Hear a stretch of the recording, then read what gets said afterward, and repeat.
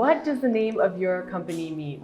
So Shakti, Shakti is basically power, and Shakti in our Hindu culture, in our Sanatan Dharma also is the name of the goddess. Okay. That is revered and feared, and she's a fierce, fierce force, which is Shiv's wife.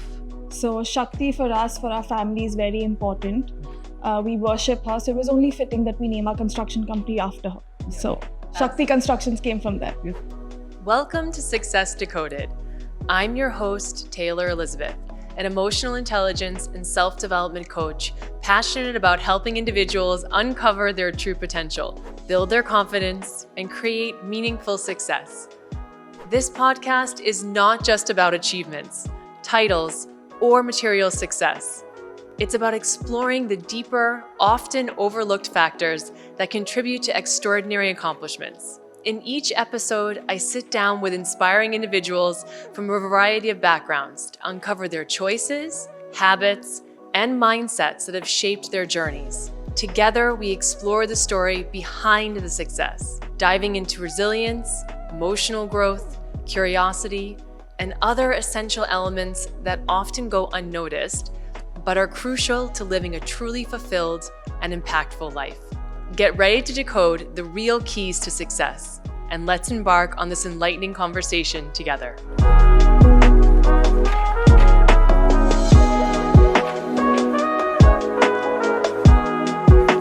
And today we're diving into the world of real estate, an industry that demands vision, resilience, and the ability to thrive under pressure. But what makes this episode truly special is our guest. She's not just any real estate entrepreneur. She's a trailblazer who has shattered glass ceilings and redefined what leadership looks like in a male-dominated field. Joining us today is Ms. Navya Pahuja, the powerhouse behind Shakti Constructions. Her journey of taking over the torch from her father is a masterclass in legacy building, innovation, and staying composed in the face of chaos. Beyond that, she's also an expert in the art of effective communication, a skill that is vital for success in any business.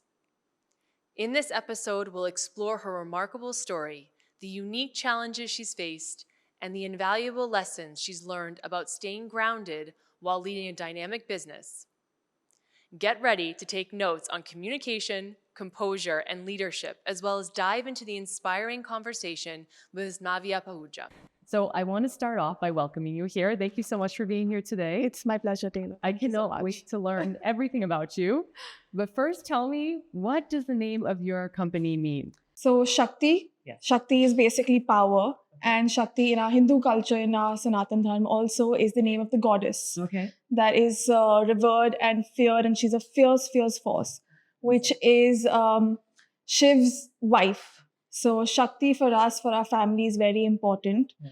We worship her, so it was only fitting that we name our construction company after her. So Shakti Constructions came from there. Yes, absolutely wonderful. And what I understand is that you've been in this industry for not quite a decade yet, for about, 8, 9 years, almost a decade. So you started at the age, should I even say the age? I don't know if it's... Please go ahead. Okay, so you started at the young age, very young age of 17. As an EQ expert, I would say 17 is quite young. Even in a family business, that's quite young, because at 17, I mean, what do we really know at 17? We know nothing at 17. Right, but imagine at 17 to be already going into this business and as a woman. Can you tell me a little bit about that? Like, there must have been a lot of obstacles. Many, but at 17, I had the, pleasure to work with this really amazing person.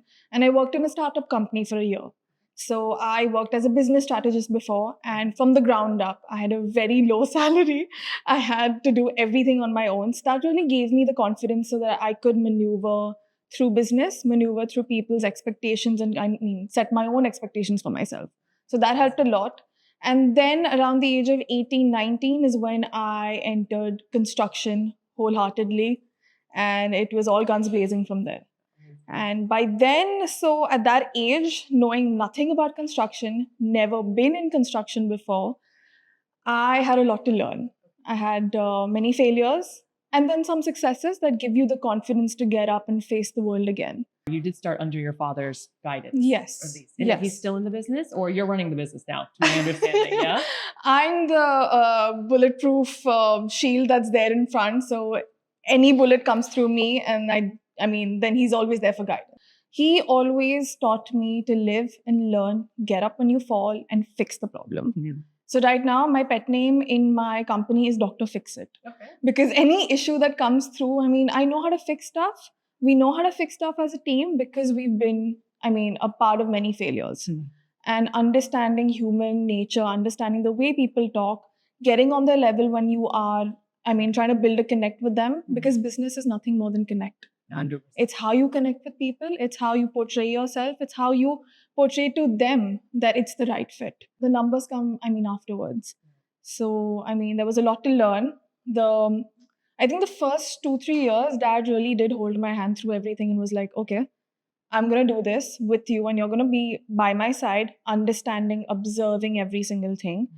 And then I was just kind of pushed into the pool without any floats. Oh, amazing. Well, you're doing amazingly well. Thank you. Also, just hearing you, it's so very inspirational. Just the concept. I mean, of course, I couldn't even imagine what a PowerPoint for the real estate business would look like. I mean, I can't even imagine how anybody even construct anything to it. I mean, you really have to learn by experience that way. And it's always changing, right? It's a super dynamic, super difficult, really, really hard industry, very exciting. And again, in that dynamic part, great, but I mean, there's no PowerPoint. It gets your blood rushing. Yeah, I'm sure it does. And you're right, there is no game plan because right now you and I are sitting and talking.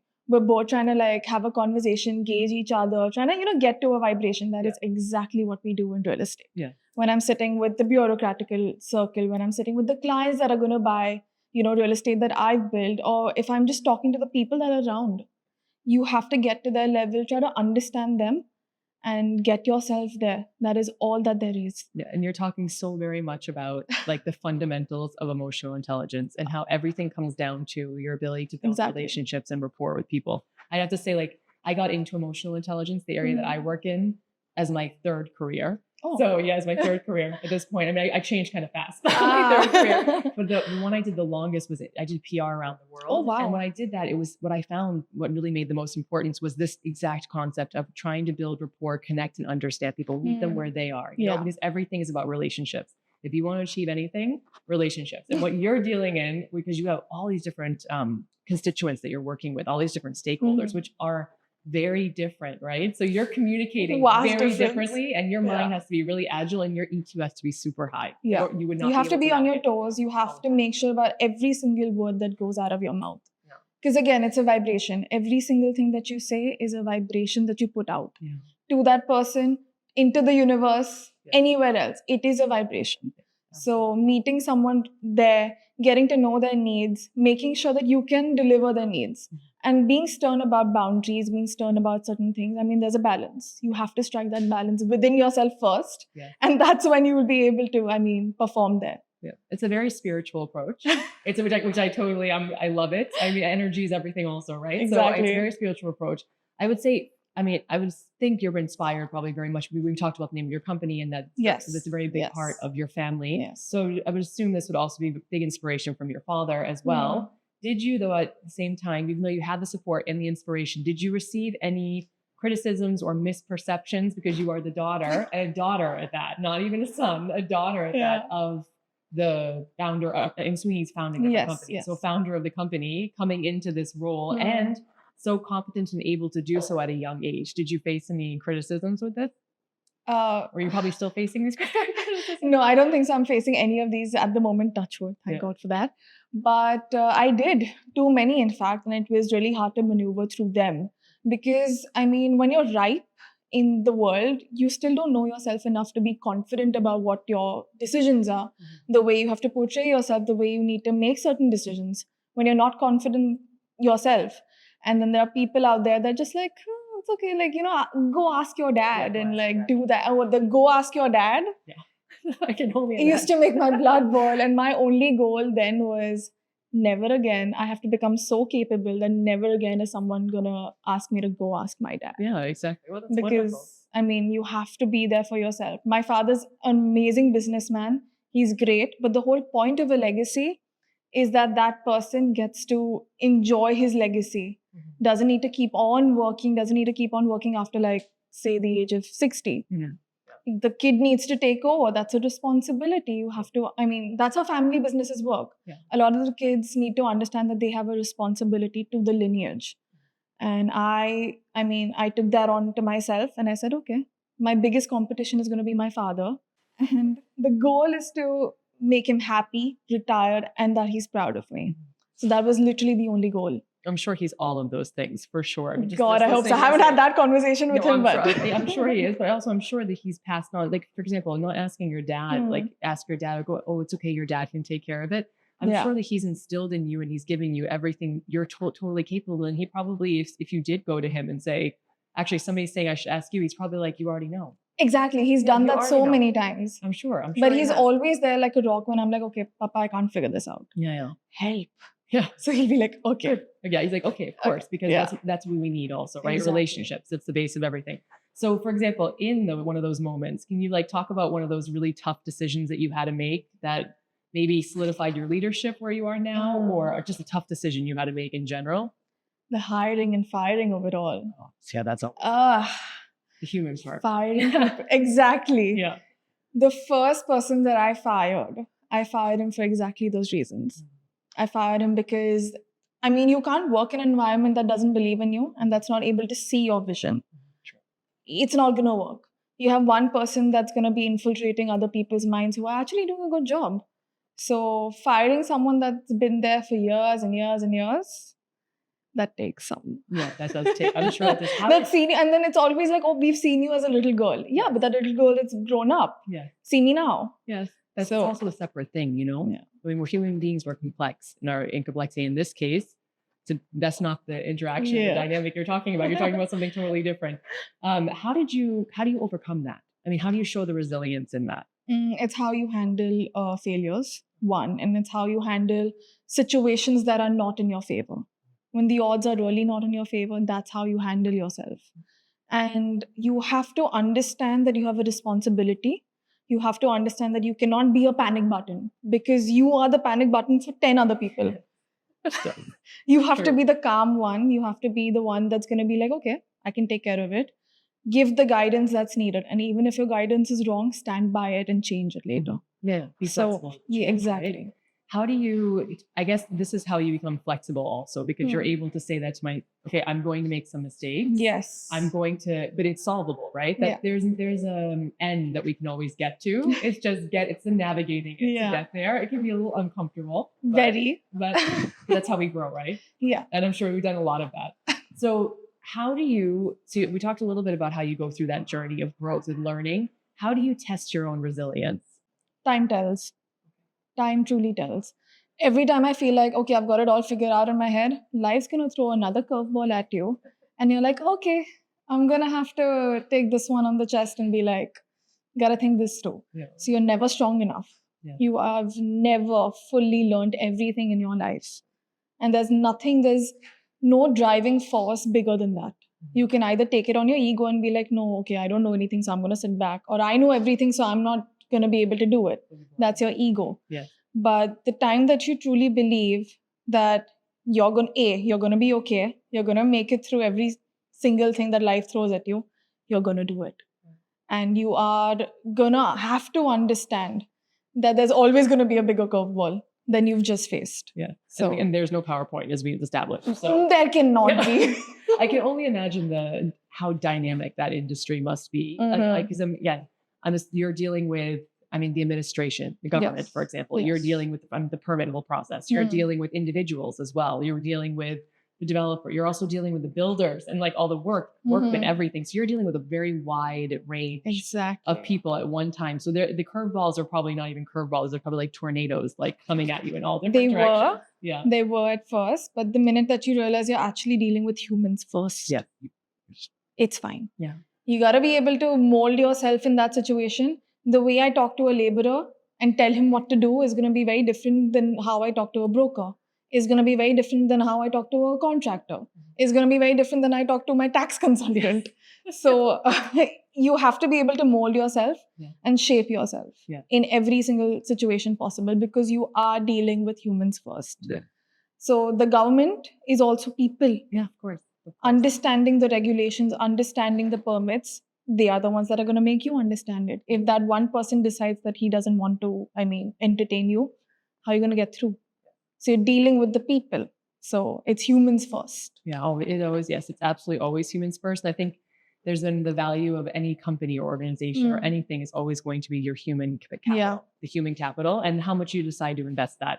So we're going to fast forward now 9 years to where we are today, and we're 27, and you've achieved a huge amount, and not just again, now achievement, we know all of your accolades and what you're doing, and now you're running this big company, and it's amazing. And I would say, sitting here listening to you, just the human growth and development that you've been through and what you've achieved in such a small amount of time that a lot of human beings don't even achieve at the end of their life. It takes the journey to get there. You've already gotten there, which is amazing. And as EQ coach, I think it's phenomenal to see this. Thank you. Could you tell us how maybe your mindset has evolved a little bit over this time? At first, I used to cry at problems, and now I numb to it. I'm like, okay, there's a problem. We'll find a solution and we'll go forward with it. There's never something that I bring back home. I leave the situations at work and then I come home. Because at first, because it's a family business, it's going to somehow come home in some other way. And that would really affect 100% of my mindset, 100% of my mind frame. Those issues would then start to bleed into other aspects of my life, with my family, in my personal life, with my friends or whatever. I don't let it bleed anymore. Because you have to understand that you have to compartmentalize your life. And that is what it is. Your work is not your life. It is a part of your life. Your family is a part of your life. All of these parts of your life, you can have a problem in one. That doesn't mean it has to start bleeding into the other. That's just going to wreck you. Mentally. There's a lot of consciousness. And I think, the people that I coach, we use different techniques for this. So they either do meditative exercises or they literally separate. Sometimes they do journaling, and the journal is actually kept in the space itself, and it literally stays there. I've actually done that. Yeah, we have different techniques that we use to do this. Tell me, can you give our audience a couple of tools that you use, or just one tool that you use to really separate the different parts of your life like that? Because I know there are people out there that are struggling with, that's great, but they're running maybe not a large company, or maybe they're just normal life, which is stressful enough, and they can't seem to do that. So can you give them a tip on how they could do that? I actually have the best life hack. Okay. Have 2 phones. Oh yeah. Have 2 phones. Have 2 phones. This is 2 phones. This is actually, I'll let you get back into that in a minute. That's actually really interesting, because I've had people tell me, oh, don't do that. It's such a headache. But honestly, no, because you can turn it off. It's the best thing ever. Yeah, exactly. When you're going on vacation, just take the phone that you want. Yeah, exactly. That you can connect with your family, the one that you can connect with your friends with. Yes. Don't take the work phone. And when you're working, don't use the personal life phone. Have 2 separate numbers. Yeah. Really, you have these phones which have 2 SIM cards in them. You can have 2 numbers. Don't do that. Separate phone. It's like separate phone, separate life, separate numbers, separate bills. Everything. This is a new life hack, everyone. We're going to be following this one. And for all my clients out there watching, we can also add this to our long list of tools that we use to do that. Okay, so talking a little bit about spirituality are things that are tools. Another tool. This is another tool. So what is your mantra for managing stress when projects experience delays or headaches, or there's bureaucratic hurdles, for example? What is your mantra, if you have one? I don't think I have one. It's different for every situation. It's kind of, if there is a political issue, I'll fight it out in that way. If there is a bureaucratic issue, I'll fight it out in that way. If there is a local issue, we do it that way. I don't think I have a mantra as well. It's just persistence and resilience. That's literally it. Yeah, that you for sure have a lot of. Let me ask you too, for example, do you use positive self-talk? Is that something you use as a tool, or maybe a personal mantra that you don't have to share with us, by the way, because it could be a very personal thing, but you use those like tools? I used to, but I think you get into yourself a lot.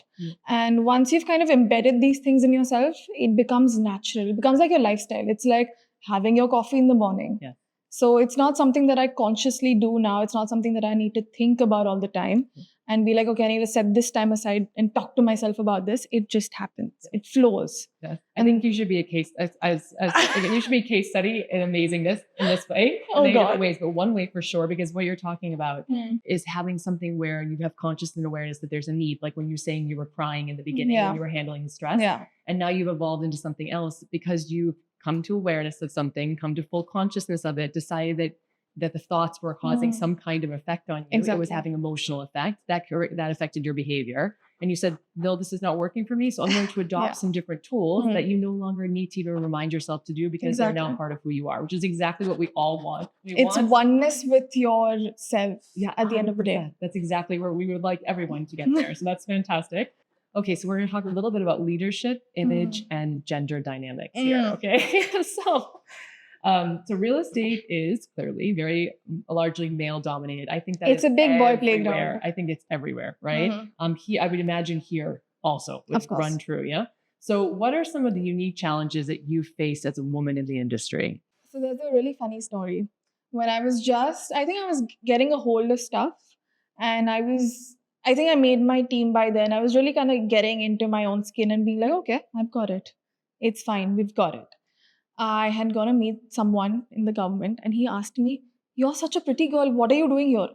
And I'm like, that has nothing to do with the fact that I'm here and I'm asking you what can be done about this. And he just refused to hear me on because he was like, okay, this is not your playground. And I was like, okay, we know how to fix that situation. Yes. How do you decide in those kind of situations, which I'm sure you run into a lot, where the focus it's no longer about the business for whatever reason. Yeah. And which I do find, I think cross industry, if you'll see like even different industry, for example, like this comment of, this gentleman that was saying to you, like, you're too pretty to be doing this. Like, what are you doing? But yes, I'm running this business and I need to know. So I'm really, thank you for acknowledging an external attribute of myself, but we actually need to focus on the business and get there. Yeah. How do you navigate that? How have you been able to do that? Be nice, be confident, and be stern. Deathly stern. I don't think people understand the importance of boundaries sometimes. And you've got to be able to you can be nice all you want, you can be respectful all you want, but sometimes, in some cases, it is important and imperative to draw a line and keep your boundaries tight. No one should be able to bleed into your self-respect and bleed into your space. No one should be able to do that ever. So you have to keep your boundaries strong. And the way you hold yourself, the way you hold your conversation with someone, in this business, a woman's got to be a little bit scary. But have you ever really have to earn your respect in this field? I'm sure that you have had to earn every day. Every single day. Looking at this question, I'm like, well, yeah, of course she has. Like every single day, probably. Every single day. You probably have to show up and be like, okay, today I can only imagine, I would imagine going into work, they're like, okay, what's coming at me? Probably first. And the second is, how am I going to have to navigate this? Exactly. Yeah, every day. And not everyone's going to be that accepting of you. So understanding that and not taking it personally. Not letting it hamper your own self-confidence. Yeah. That's got to be separate. Yeah. Talk to me a little bit about that, about self-confidence, because oftentimes if you're in, your industry specifically, because we have the gender kind of issue role going on there, then you also have the family, the legacy part as well. And then you have the age. So you have a lot of different things working, not against you, but are going to make this a little bit more challenging, for oneself. How do you continue to develop your confidence in that when at the same time you could have some self-doubt. You could have some inner critic. You could have some, does that person have a valid point? Or am I really up to this or not? This would be very normal to have these reactions. How do you counter that? So first of all, what people see as challenges or something that is an obstacle for me, I see as a little interesting point. That's also going to be able to talk to certain people differently. I have met and done business with some of the best men ever that have been so supportive of my journey, my architects. There's so many of the people in the bureaucratical space that are absolutely supportive and in nothing else. And that should fuel your confidence. If you're going to be like a bulletproof wall, you should also be able to take some of the good things. People are going to be supportive, but after you reach a certain stage, people are going to be horrible to you. But again, after a certain stage, no one's going to be horrible to you off the bat. So when you start achieving things, everything comes. The good, the bad, the ugly, the evil, everything comes. And you have to be able to be a little bit, again, more resilient about it. So resilience is everything. There's also the flexibility of that. But resilience takes commitment to rebuilding and growing, right? So when something doesn't go as we've talked about exactly right, there's actually many different options on how to approach it. But usually, to make this a little bit more black and white, it's usually you take it as an internal failure. Like this is, oh my gosh, I've done something like that. I'm not good enough. I'm not wrong. Or you take it as, okay, this is a learning experience, right? Which I think is what you were just saying about you take it as something piece of that's interesting. I'm curious about that. That's interesting. Wasn't my best moment. That wasn't the best thing. But at the same time, I'm learning something from that. Exactly. I always say to whenever I'm doing anything, I always say there's something I can learn at every moment about myself, about the other human being, or about a situation. Exactly. Even if it doesn't go anywhere near the way I wanted it to go, I'm learning something, right? And I think that All the that's our time. key to resilience. I can Exactly. see that through what you were just saying. It's also obsession. Yeah. You have to be obsessed with the goal. Yeah, you have to, absolutely. Obsession beats talent every time. You can be the best dancer in the room, you can be everything, but the person that's working a lot harder than you are is going to win. It's going to be there. Just showing up and being obsessed with the goal, honestly.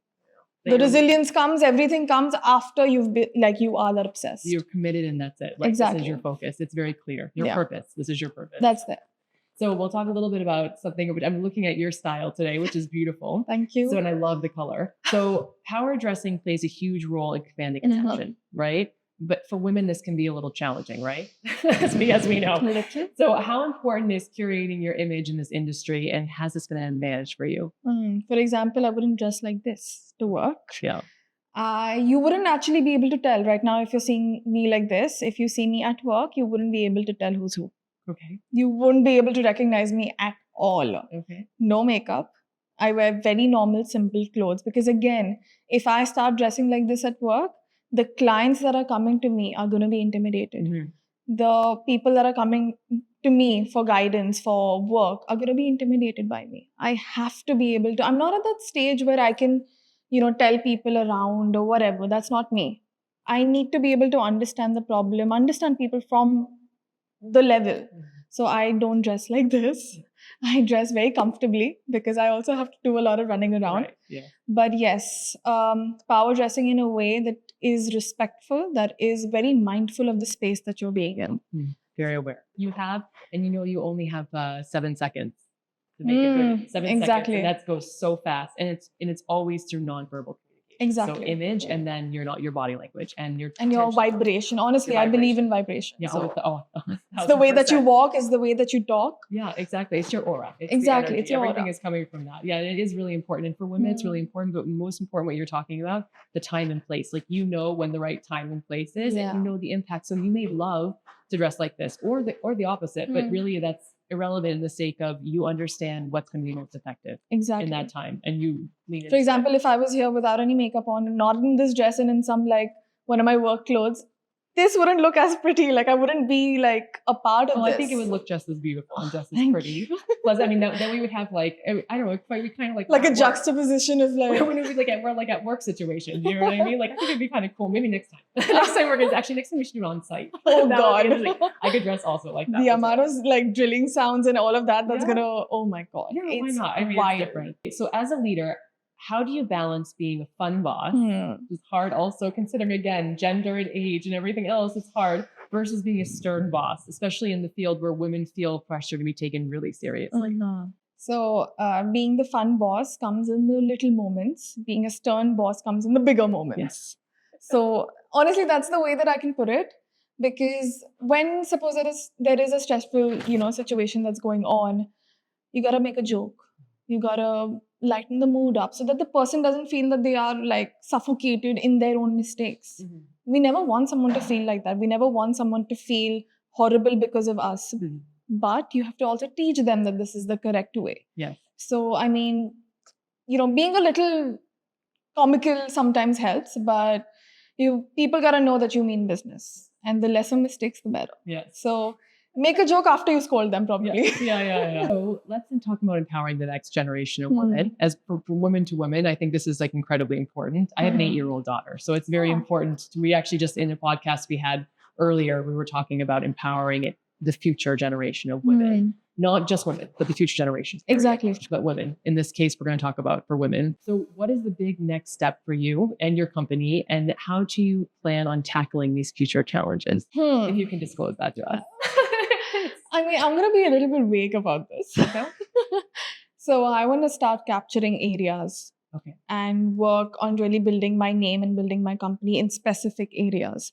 Because today, that's the way that I see it. If there are 5 buildings of mine in the same area, you are dominating, the market there. So I want to be able to dominate markets, at least in specific areas. And it's going to be a slow climb up. You got to be able to understand patience. And I'm not a very patient person. I want things quick, done and dusted, but I need to work on my patience for that. But yes, that's the vision. Start dominating markets. Okay. How And are you spaces. working on your patience? Breathing, Yes.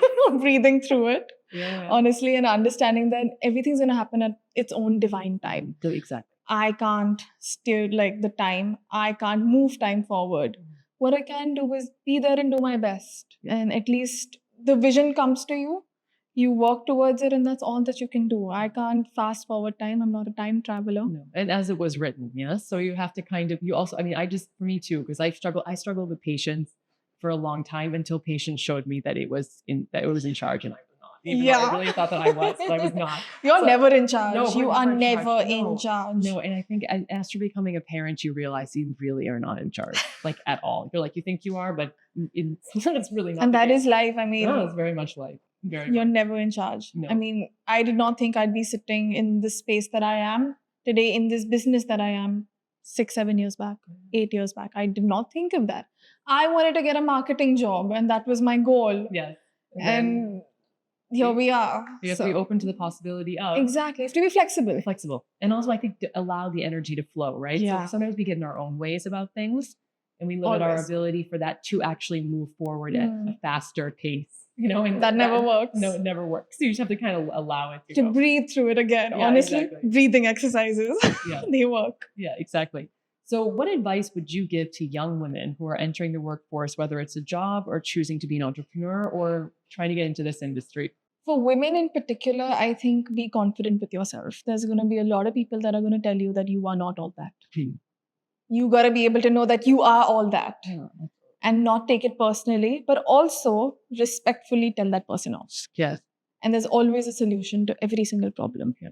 It's sometimes, we get into our heads a lot and we overthink, and we will start making a list of all the cons. Mhm. Make the list of all the pros. Yeah. I mean, there's always a brighter side, whether that is for men or women, or whoever that might be. I mean, it doesn't matter. We all get into our heads. We all overthink situations. Mhm. But knowing that there is a silver lining, there is going to be a punchline to that joke, gotta move on. Yeah, absolutely. And I think one great thing that you said is that as women, we do have a tendency, and there's been many studies about this, which actually show up to a certain age in school that women or girls do better in academics than the boys are doing. And then all of a sudden there's a switch. And the switch is because they start second guessing everything else. And that just continues throughout.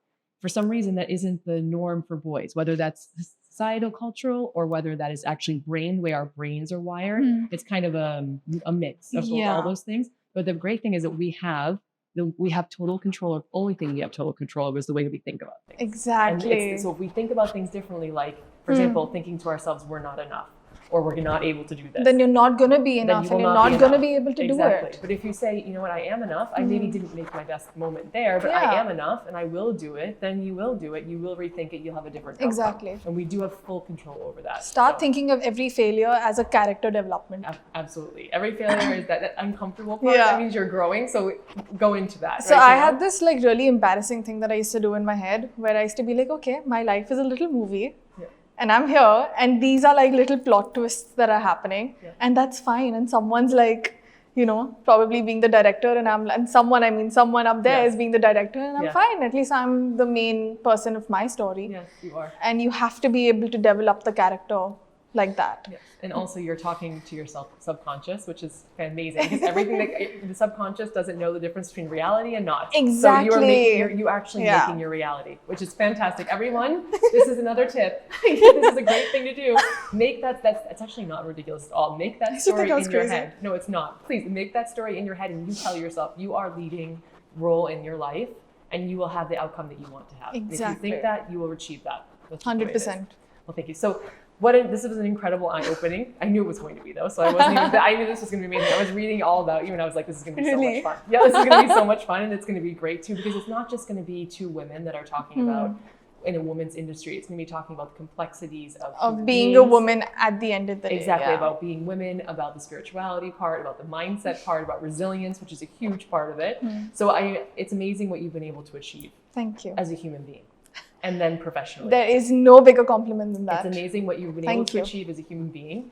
I would love for everyone that I meet to have this kind of insight. You're inspiring me to continue to grow Oh, my God. own journey towards this as well. So thank you so much. Thank Thank you for all the insights you've given us and the really important tools. I hope everybody remembers the tools and tips for how to remain calm under pressure, Oh, how to God, stay yeah. focused, how to deal with maybe disappointment, things of that nature. So thank you so much for sharing your journey and your wisdom and your time. And thank you for being here. It has been beyond a pleasure. Thank you so much. Thank Thank you. you. It's my pleasure.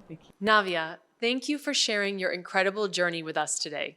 Our conversation has proven to be an insightful peek into the mind of a natural leader.